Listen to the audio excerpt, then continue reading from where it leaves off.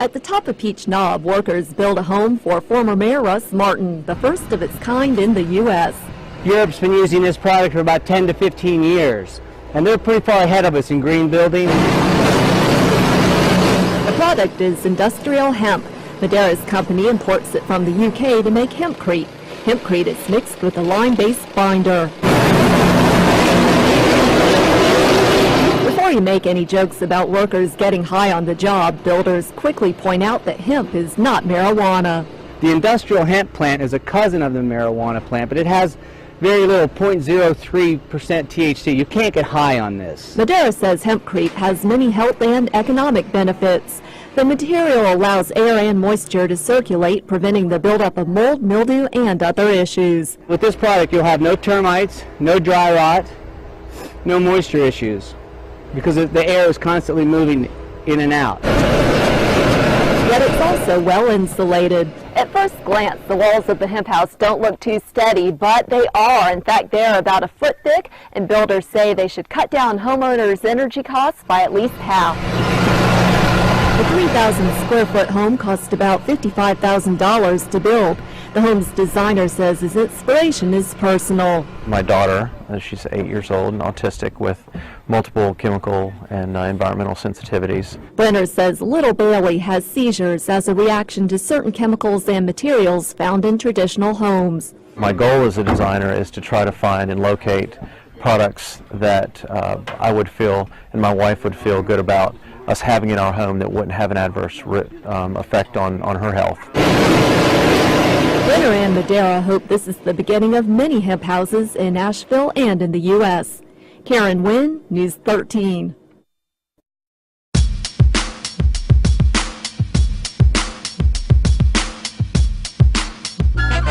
Imagine a world we could live in, plant these seeds in the minds of our children, plant these trees and grow a solution.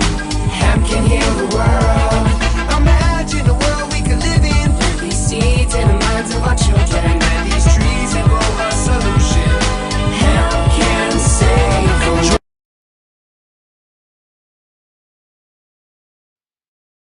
It's legal in some of the countries to grow hemp for fiber. And in France, this woman whose name is France Perrier, Madame France Perrier, she builds about 300 houses a year using hemp and cement lime, and she makes a thing called isocyanver.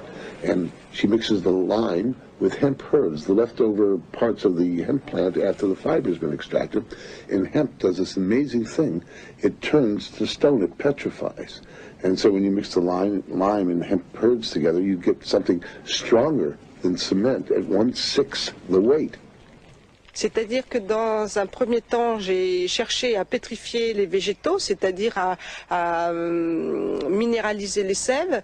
Et puis ensuite, j'ai trouvé des archéologues qui m'ont dit avoir vu des sites mérovingiens et des sites égyptiens qui avaient été vraisemblablement faits de ces mêmes techniques. Madame Perrier has had thousands of prospective orders for her houses from all over Europe. But like so many others, she is held back only by the restrictions on hemp production. Hi, my name is Clark Snell. I'm the managing director of the Now House Institute, which is a nonprofit dedicated to finding carbon neutral solutions for the built environment. What's the point of that? Basically, climate change. We are warming up the planet. That's the initial impetus, is going to be warmth, and then other things are going to happen. It is our fault, and it's our fault because humans' fault, because we are burning too many fossil fuels that put carbon into the atmosphere. It's pretty much that simple. So the solution is also very simple. We just need to stop burning fuels. The way we do that is becoming more efficient. So I'm standing in front of the Now House Institute's prototype carbon neutral building. One of the main components of this building is hempcrete. I'm standing in front of a hempcrete wall. What hempcrete is industrial hemp. The core of the stalk of an industrial hemp plant is called shiv. It's a woody fiber, and it's mixed with a lime-based binder to make an insulation material that you can build walls or roofs with. The reason that we're using it, and I think it's interesting in terms of the whole hemp debate, I think this is the best wall system in the world. So I'm all about hemp. I think hemp's an important thing to push because it's food, fiber, building material. But really, I'm choosing this material because it's the best in terms of building science. And why is that true? First of all, because this is what's often called a breathable wall system. And I don't mean breathable for air. We're actually building an airtight wall, but it's breathable for water. And why is that an advantage? Well, in a typical wall, you have a cavity that you seal tightly and then you fill with insulation. Well, water will get inside that cavity because water that's its job in the world. My body is 70% water. The surface of the planet, I think, is 70% water. It gets everywhere. It can climb uphill. It's through capillary action. It can dissolve any material. Anyway, so what we want to do in a building is create a wall that welcomes water but doesn't rot when it lets the water in, and that's exactly what hempcrete does.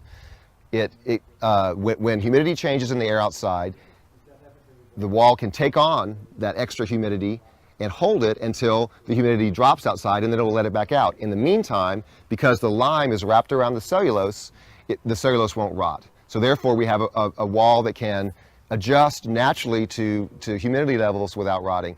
That means that this wall will last a very long time. It also means that indoor air quality is going to be much improved. Now we're on the inside of the building. We were talking about the breathable qualities of hempcrete. This is a hempcrete wall with a scratch coat of earth plaster. This is actually a plaster that we made on site with just clay, subsoil, and sand we mixed together. This is another great quality of a hempcrete wall that we're able to plaster directly onto without plywoods, drywalls, laths, drainage planes. It's simply the material itself, the insulation itself can be plastered. That saves us a lot of steps, a lot of time and money. And also it allows us to create this breathable wall I was talking about. So now we have the hempcrete interior, which is permeable to water vapor, as I was saying, and then we plaster it with either a lime or an earth plaster, which is also permeable. So then the surface, which is going to be, and the interior, of course, it's your protection against crayons and whatever else is happening inside, and the outside is protection against liquid water.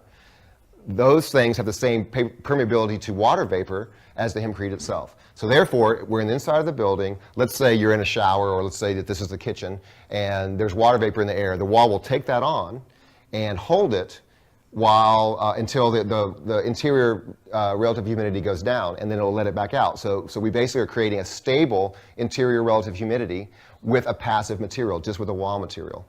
So that's a huge advantage of hempcrete. It's basically, in the simplest way of saying it, it's a healthier wall.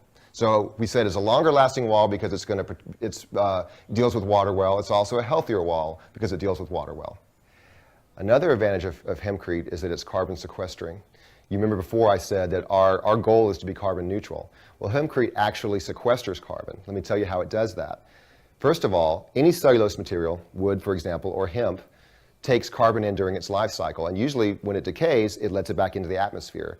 If you take that plant and then put it into a wall, for example in hempcrete, then that carbon is now sequestered in the wall and not becoming part of climate change.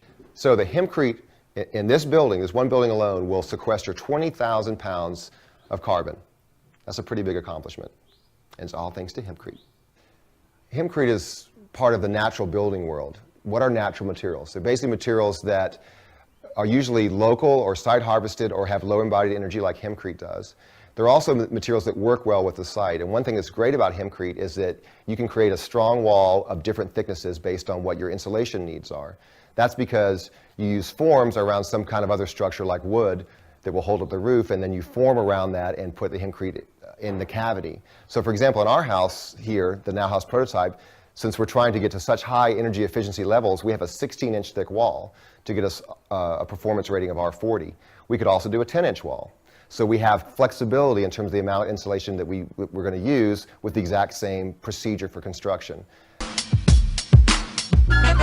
Imagine a world we could live in. Plant these seeds in the minds of our children. Plant these trees and grow a solution.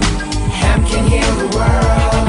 Imagine a world we could live in. Plant these seeds in the minds of our children. Plant these trees and grow a solution. Hemp can save the world.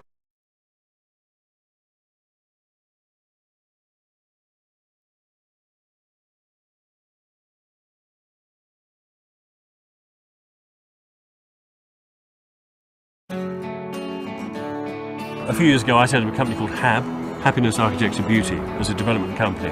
but we're finishing this scheme in about 2 or 3 weeks' time. It's a scheme of about 42 homes called the Triangle, and designed by a wonderful award-winning British architect, Glenn Howells. My great difficulty is that every new scheme we're building 7 now. I look at the range of materials out there. I cannot find one to match hemp. I can't find one that has such a low embodied energy, that locks carbon in, that has such a low environmental impact, that can be grown locally and harvested with minimum inputs in a matter of just a few months. It's an incredibly expedient building method. Every other system I look at involves a skin and a structure and an insulation, and then you're worrying about where the thermal mass goes, and I cannot find a material which does what hemp does. And we made a television series about this project, and we went off and planted a field of hemp, and over 12 or 14 weeks watched it grow to 4 meters tall.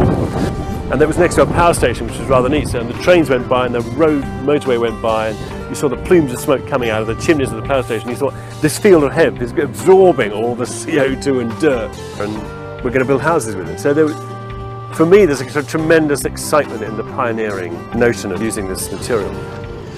The project manager here on site said to me he loved the material because we'd had this lorry reversing on site, a big cement mixing lorry. Instead of pouring out heavy, wet, toxic, caustic concrete, it would instead pour out this sort of fluffy, lightweight stuff that was like sawdust. It didn't require any power tools. So all we had was buckets and barrows and blokes. And because there are no power tools, there are no cables everywhere. And it actually makes for a very, very healthy, very safe building site, hemp. It's a very, very builder-friendly material. I mean, it's a no-brainer.